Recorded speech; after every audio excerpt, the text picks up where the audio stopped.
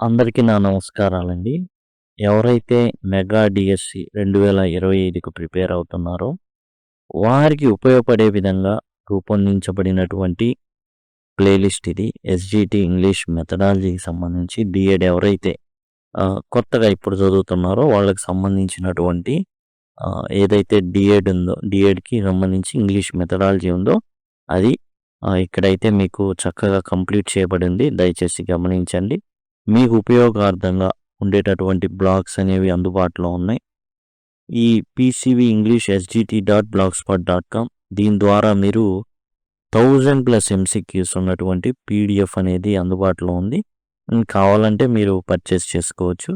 అట్లానే నోట్స్ కూడా ఉంది పీడిఎఫ్. వీడియోస్ అన్నీ కూడా ఫ్రీ అండి.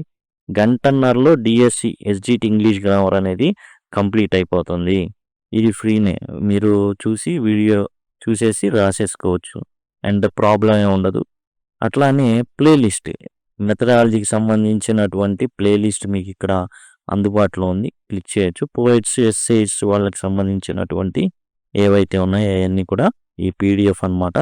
3rd to 9th క్లాసెస్ అన్నీ కూడా మీకు ఇక్కడ కవర్ చేయబడి ఉన్నాయి. వీడియోస్ ఏవైతే ఉన్నాయో అవన్నీ కూడా చక్కగా మీకు చూసేసి రాసేసుకుంటే సరిపోతుంది. పీడిఎఫ్ కావాలంటే మాత్రం కొంత అమౌంట్ అనేది పెట్టడం జరిగింది మెయింటెనెన్స్ పర్పస్. ఆ విషయాన్ని గమనించండి. టోటల్ ఎస్జిటికి సంబంధించిన అన్ని వివరాలు మీకు డిస్క్రిప్షన్లో అవైలబుల్గా ఉంటాయి. జస్ట్ వీడియో యొక్క టైటిల్ని క్లిక్ చేస్తే చాలు మీకు ఆ డిస్క్రిప్షన్ ఓపెన్ అవుతుంది కాబట్టి మీకు అవన్నీ కూడా ఈజీగా తెలుస్తాయి.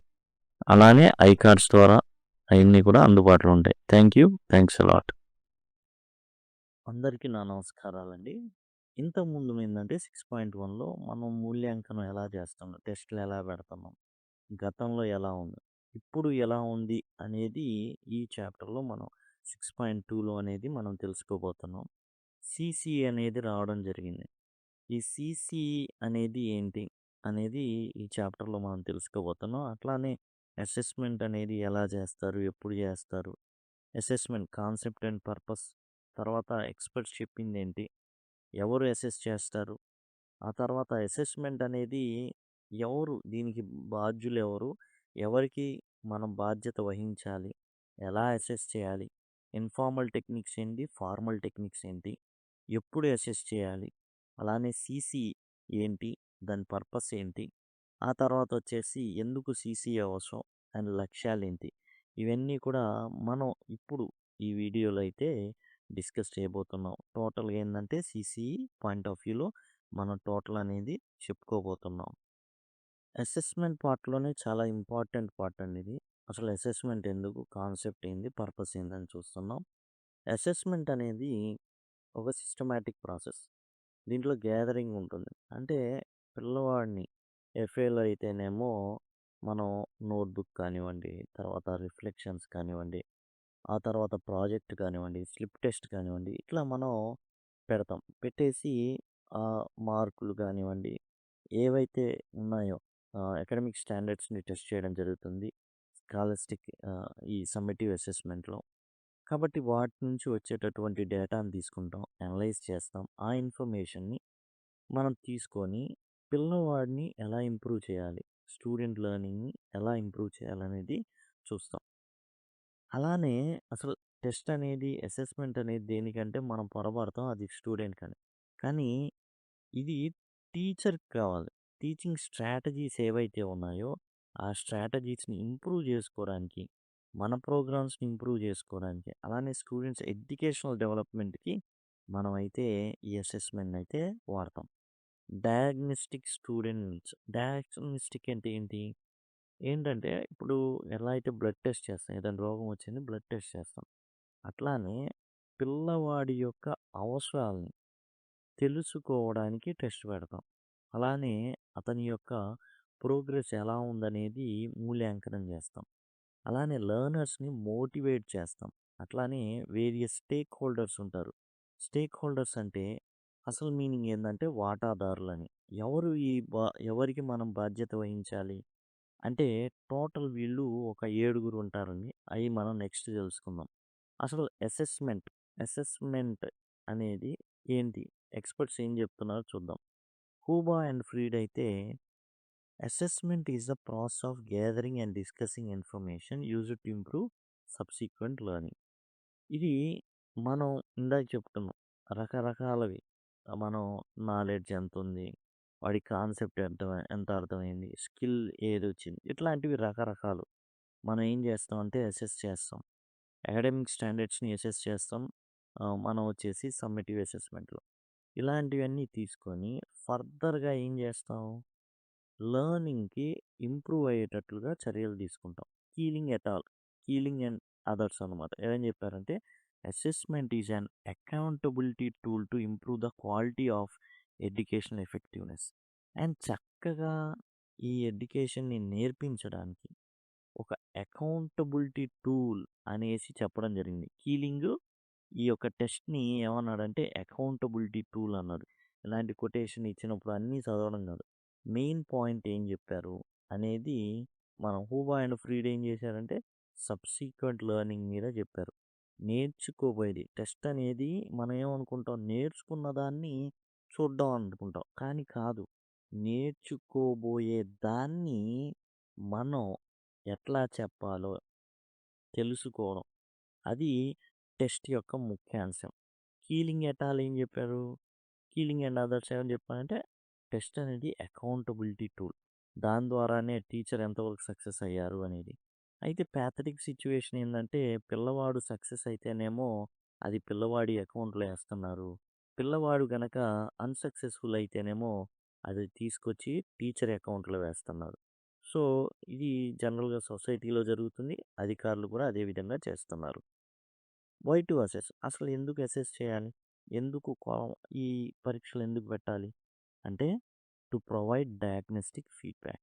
అంటే base line test to know students prior knowledge. ముందుగా అసలు పిల్లవాడికి ఎంత వచ్చు? ఈ టెస్ట్‌లు ఎందుకు చేస్తారు అంటే, మనం అసలు నేర్చుకోబోయే ముందు కూడా ఒక ఎగ్జామ్ పెట్టాలి. దాన్ని డయాగ్నోస్టిక్ ఫీడ్‌బ్యాక్.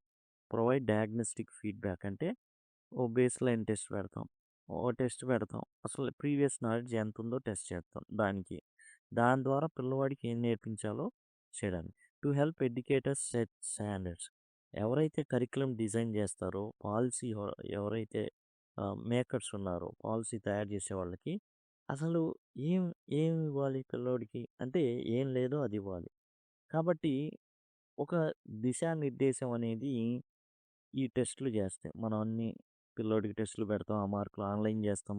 వాళ్ళు అనాలిసిస్ చేస్తారు. ఈ దీంట్లో కంప్లీట్‌గా ఫెయిల్ అవుతున్నారు. కాబట్టి కరిక్యులంలో దీన్ని ఇట్లా ప్లేస్ చేయాలి.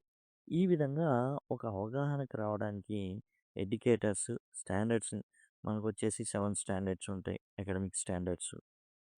వాటిని డిఫైన్ చేశారు అట్లానే. తర్వాత ఇవాల్యుయేట్ లెర్నర్ ప్రోగ్రెస్. పిల్లవాడు ఎంతవరకు ముందుకెళ్ళాడో, ఎంత నేర్చుకున్నాడో ఆ ఇంప్రూవ్‌మెంట్‌ని కొలమానం వేయడానికి. To relate learner progress to application. ఏం నేర్చుకున్నా దాన్ని ఏం జేయాలి? నిజ జీవితంలో అప్లై చేయగలగాలి. Encourage critical thinking and problem solving అనేది పిల్లోడికి నేర్పించాలి. ఏదైనా ప్రాబ్లమ్స్ అనేవి జీవితంలో సర్వసాధారణంగా వస్తూ ఉంటాయి. అండ్ దాన్ని సాల్వ్ చేసుకోగలగాలి. క్రిటికల్ థింకింగ్ అనేది అలవర్చుకోవాలి. అలానే టు మోటివేట్ లెర్నర్స్. ఎందుకు టెస్ట్‌లు పెడతామంటే కన్‌స్ట్రక్టివ్ ఫీడ్‌బ్యాక్ ఇచ్చి వాడిలో జిజ్ఞాసని పెంచడానికి. To Boost curiosity. పిల్లవాడిని ఏందంటే తిట్టడం గాదు. టెస్ట్‌లు పెట్టి నువ్వేం పనికిరావురా వెధవ కాదు. భలే బాగా చేశావు. ఇంకొంచెం చేస్తే బాగుంటుంది అనేసి చెప్పడానికి. ఇప్పుడు ఇందాక వాటాదారులని విన్నాం. మన మొత్తం ప్రాసెస్‌లో. ఎవరు వీళ్ళు స్టేక్ హోల్డర్స్ అంటే ఫస్ట్ అండ్ ఫార్‌మోస్ట్ లెర్నర్స్. పిల్లలు వీళ్ళే ముందు అన్నిట్లో ఈ టెస్ట్‌లో దేనికి పెడుతున్నామంటే వాళ్ళ కోసమే. వాళ్ళని పరీక్షించి విసిగించడానికి కాదు. వాళ్ళని ప్రయోజకులుగా తీర్చిదిద్దడానికి. Identifying the learner needs. పిల్లాడికి ఏం అవసరమో తెలుసుకోవడానికి. తర్వాత రెమెడీ దానికి తగ్గట్టుగా ఆ విధంగా ఏవైనా ప్రాబ్లమ్స్ ఉంటే వాటిని నివారణ చేయడానికి. మందులేయడానికి. రోగం గుర్తించాం. మందులేయడానికి టెస్ట్ అనేది. ఆ తర్వాత టీచర్స్. ఎందుకు టెస్ట్ మామూలుగా ఏమనుకుంటారంటే పెద్ద ప్రాబ్లమ్ ఏమొస్తుందంటే టెస్ట్ అంటే it is for students. It is for their measurement in marks and grades అనుకుంటాం. అంటే మార్కులు, గ్రేడుల ప్రకారం వాళ్ళని ఆహ్, చేయడానికి కాబోలు అనుకుంటాం. కానీ కాదు. టెస్ట్ పెట్టేది ఎందుకంటే టీచర్ తనను తాను టెస్ట్ చేసుకోవడానికి, తన యొక్క టీచింగ్ స్కిల్స్‌ని ఇంప్రూవ్ చేసుకోవడానికి, వేరియస్ లెర్నింగ్ ఎక్స్‌పీరియన్సెస్‌ని ప్రొవైడ్ చేయడానికి. తర్వాత పాలిసీ మేకర్స్ ఎవరైతే ఎడ్యుకేషన్ ఇలా ఉండాలి, అలా ఉండాలి. నూతన విద్యా విధానం, చట్టాలు ఇయన్నీ చేస్తారే, వాళ్ళు కరిక్యులమ్‌ని నీడ్స్‌కి అనుగుణంగా ఇవ్వడానికి. చెప్పుకున్నాం గదా! మార్కులుంటాయి. పిల్లలకి మార్కులొస్తాయి. ఆన్‌లైన్ జేస్తాం. వాళ్ళన్నీ జూస్తారు. స్పీకింగ్‌కి అసలేం మార్కులు రాట్లా. కాబట్టి కొత్తగా ఇన్ఫర్మేషన్ అండ్ కమ్యూనికేషన్ టెక్నాలజీ సహాయంతో స్కూళ్ళకి ఇంగ్లీష్ ల్యాబ్‌లు ప్రొవైడ్ జేద్దాం. పిల్లవాడు మాట్లాడగలుగుతాడు. అసెస్ చేద్దాం. అట్లా మార్కులిచ్చే ప్రోగ్రామ్ చేపడతాం. ఇట్లా కరిక్యులమ్ డిజైన్ అనేది పాలిసీ మేకర్ చేస్తారు. అంటే పాలిసీ మేకర్స్ ఏం జేస్తారంటే, ఆ బాధ్యత కరిక్యులమ్ డిజైనర్స్‌కి ఇస్తారు. ఇలా పెడదాం. మరి ఫండ్ ఇయ్యాల్సింది వాళ్ళే. అన్ని ఏర్పాట్లు చేయాల్సింది పాలిసీ మేకర్సే. కరిక్యులమ్ డిజైనర్స్ మరి పాలిసీ మేకర్స్ అంటే ఇప్పుడు రాజకీయ నాయకులకి ఇంగ్లీషు ఎట్లా ఉండాలి సబ్జెక్టు, గ్రామర్ ఏంటి? అయన్నీ తెలీదు గదా! ఎట్లా పెడితే పిల్లోడు నేర్చుకుంటాడు. అయన్నీ కరిక్యులమ్ డిజైనర్స్ ప్రొవైడ్ జేస్తారు. Creates learner centric curriculum. పిల్లోడికి నచ్చినట్టుగా డిజైడ్ జేస్తారు. Management monitors academic standards of teachers and students. Management ఎవరు? హెచ్ఎం ఉంటారు. హెడ్ మాస్టర్ గారు. అండ్ ఎవరైతే ఇంకా ఈ రకరకాలుగా ఉంటారు. ఈ ఎవరైతే మేనేజ్మెంట్‌లో. సో, వీళ్ళందరూ కూడా ఏం జేస్తారంటే, అకాడమిక్ స్టాండర్డ్స్ మనకు 7 ఉన్నాయి. Listening, speaking, reading, writing, grammar, vocabulary, creative expression ఇయన్నీ ఫుల్‌ఫిల్ అవుతున్నాయా లేదా? అయి చూసుకుంటారు. స సమయానికి పోషణ అవుతుందా లేదా? సిలబస్ కంప్లీట్ అవుతుందా లేదా? అనేది హెచ్ఎం చూస్తారు. అధికారులు ఏం చేస్తారు? అకాడమిక్ స్టాండర్డ్స్ అనేవి ఫాలో అవుతున్నారా లేదా? డీఈఓ కావచ్చు, ఎంఈఓ కావచ్చు వీళ్ళంతా మేనేజ్మెంట్ కిందకొస్తారు. పేరెంట్స్ వీళ్ళు పిల్లోడు ఎలా చదువుతున్నాడు వాళ్ళ పిల్లోడు. వాళ్ళ పిల్లల అభిరుచులు ఎలా ఉన్నాయి? స్కూల్లోనే దరిదాపులు 8 గంటలు అలా ఉంటూ ఉంటారు. కాబట్టి పిల్లల అభిరుచులేంది, ఇంట్రెస్ట్‌లేంది మనం క్యుములేటివ్ రికార్డ్‌లో రాసి పెడతాం. సొసైటీ ఈ సొసైటీ కూడా ఒక స్టేక్ హోల్డరే. స్కూల్ పర్ఫార్మెన్స్, కరిక్యులమ్ ఎఫెక్టివ్‌నెస్‌ని వీళ్ళు ఎట్లా చెప్తున్నారు చదువు? టీచర్లు ఎలా చదువు చెప్తున్నారు? ఈ టెస్ట్‌ల వల్ల ఏంది? 10థ్ క్లాస్ రాంగానే పెద్ద ఆహ్, ఫలితాలు రాంగానే పెద్ద బోర్డేస్తాం. ఎందుకు ఏస్తాం? సొసైటీకి తెలియాలని ఏస్తాం. హౌ టు అసెస్ ఎలా మూల్యాంకనం చేయాలి? ఇన్ఫార్మల్ టెక్నిక్స్ ఏంటి? ఇన్ఫార్మల్ అంటే ఇవి పెద్దగా ఆథరైజ్డ్ ఉండవన్నమాట. రిటన్ రిఫ్లెక్షన్స్ అంటే పిల్లవాడిని ఏం చేస్తామంటే, "అరేయ్! ఏం నిన్న రాలేదంటే, సంతకెళ్ళాను." సరే సంత మీద ఏం చేస్తావంటే, నువ్వు ఒక ఎస్సే రాయి. తెలుగులో రాయమనొచ్చు, ఇంగ్లీష్‌లో రాయమనొచ్చు. అతను ఉన్నటువంటి ఎబిలిటీ ద్వారా. అప్పుడు ఆ రిటన్ రిఫ్లెక్షన్స్ దీనికేం మార్కులు రావు. కాకపోతే మనకు పిల్లవాడు ఏందనేది అర్థమైద్ది. Informal technique. సంతకెళ్ళింది రాయమంటాం. అది ఇండివిడ్యువల్. వేరే పిల్లోడు రాయలేడు. ఎందుకంటే వాడు సంతకెళ్ళలేదు. ఆ ఎక్స్‌పీరియన్స్ ఆ రోజున లేదు, గుర్తుండదు కాబట్టి. తర్వాతొచ్చేసి checks for understanding. Comprehension checks during lessons. Lesson అంతా అయిపోయిన తర్వాత కాంప్రహెన్షన్ కోసం కొన్ని ప్రశ్నలు అడగడం. తర్వాతొచ్చేసి ఫార్మల్ టెక్నిక్స్ ఏంటి? అసైన్‌మెంట్స్ ఇవ్వడం. ఇండివిడ్యువల్ అసైన్‌మెంట్స్ ఇయ్యొచ్చు. గ్రూప్ అసైన్‌మెంట్స్ ఇయ్యొచ్చు. టీచర్ చూస్తారు వాటిని. క్విజెస్ అడగొచ్చు. ఓకే. ముందు అడుగుతారు. తర్వాత అడుగుతారు. ఆ తర్వాత ఓపెన్ ఎండెడ్ క్వెషన్స్. ఈ ఓపెన్ ఎండెడ్ క్వెషన్స్ అంటే ఏందంటే, క్లోజ్డ్ ఎండెడ్ క్వెషన్స్‌కి సింపుల్‌గా ఒకటే ఆన్సర్ ఉంటుంది. ఓపెన్ ఎండెడ్ అలా ఉండదు. ఎన్ ఏ క్వెషన్ ఏ ఆన్సర్ అయినా చెప్పొచ్చు. ఓకే. ఏ ఆన్సర్ అయినా చెప్పొచ్చు. జనరల్‌గా స్వీట్ ఎలా ఉందంటే తియ్యగా ఉంటుంది. స్వీట్ కాబట్టి అది క్లోజ్డ్ ఎండెడ్. ఓపెన్ ఎండెడ్ అలా ఉండదు. ఏ క్వెషన్ అయినా. నువ్వు చెప్పుకో. నీ నీ మీ ఇంట్లో ఏ కూర చేశారు? లేకపోతే ఎలా వండుతారు? ఏదైనా అడగొచ్చు. ఏదైనా.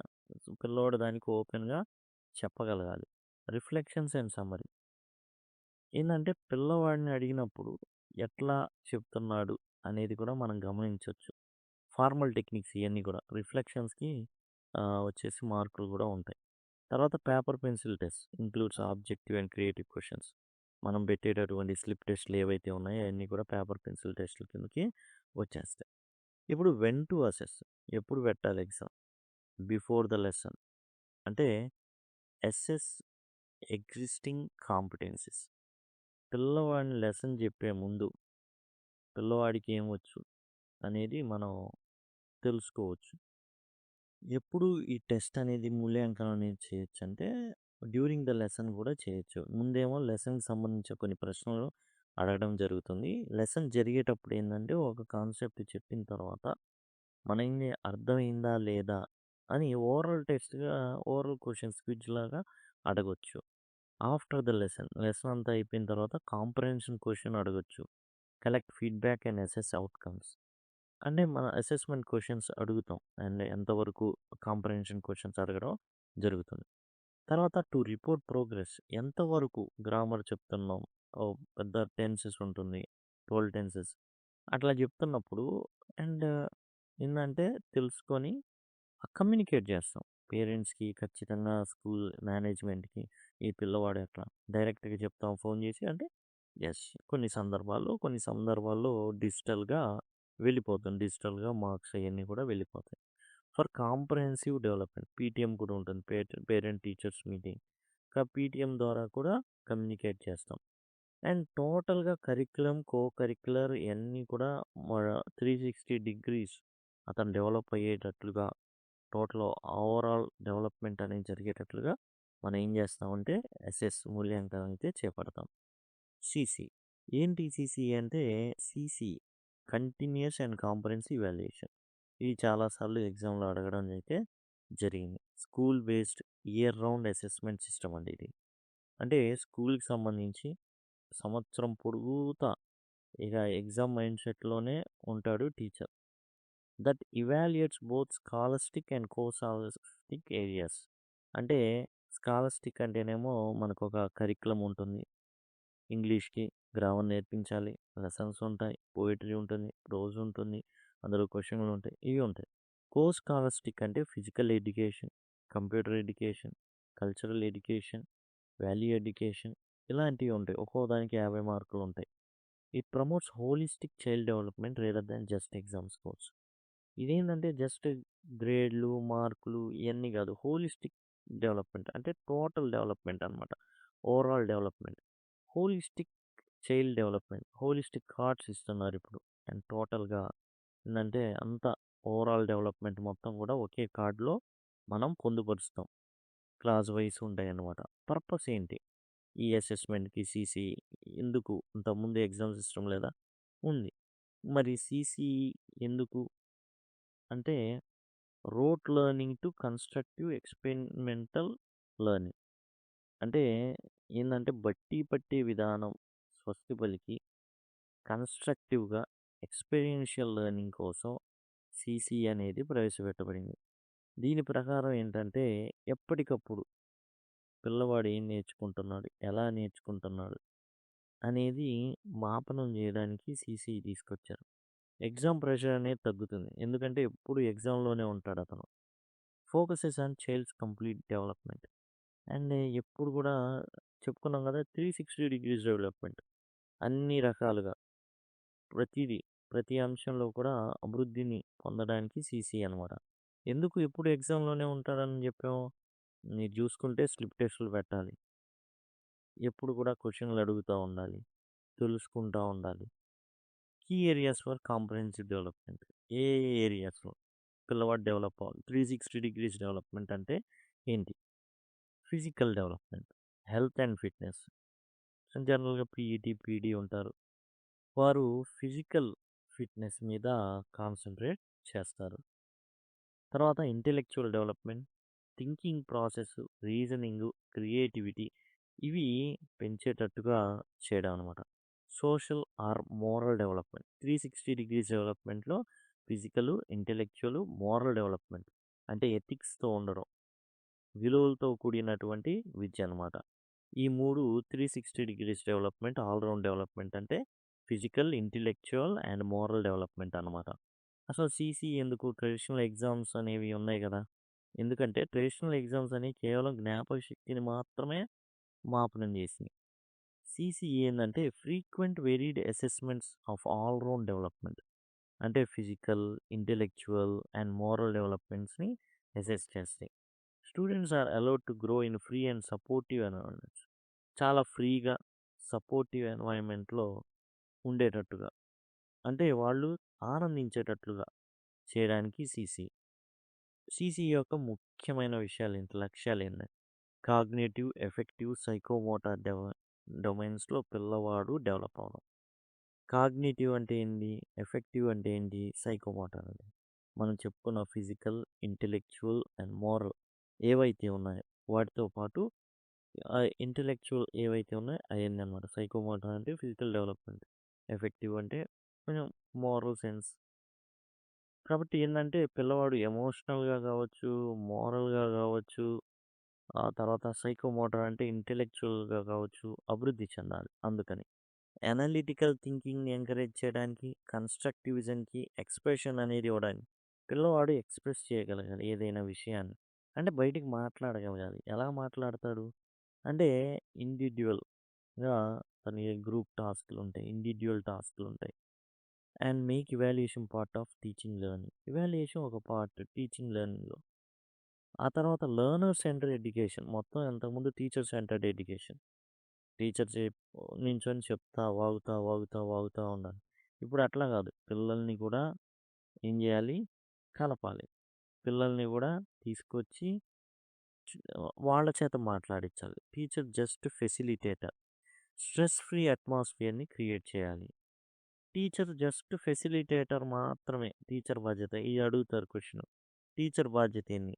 ఫెసిలిటేటర్. ఫెసిలిటేటర్ అంటే ఏంది? జస్ట్ పిల్లవాడు క్లాస్ రూము, ఎన్వైర్న్‌మెంటు పిల్లవాడు నేర్చుకునే విధంగా ఉంచగలగడం అంతే. Flexible curriculum. కరిక్యులం అనేది చాలా ఫ్లెక్సిబుల్‌గా ఉండాలి. స్ట్రిక్ట్‌గా ఇప్పుడే ఇదే చెప్పాలి అనేది కాకుండా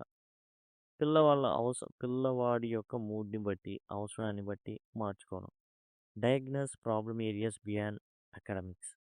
ఏందంటే ప్రాబ్లమ్ ఏరియాస్ ఏవైతే ఉన్నాయో పిల్లవాడిలో అది ఎమోషనల్ కావచ్చు, ఇంటెలెక్చువల్ కావచ్చు, ఫిజికల్ కావచ్చు. దాన్ని అడ్రెస్ చేయగలగాలి. ఫిజికల్ అంటే పీఈటీ చూసుకుంటారు. ఇంటెలెక్చువల్‌గా వాడు ఆలోచించగలగాలి. ఎలా ఆలోచించాలి?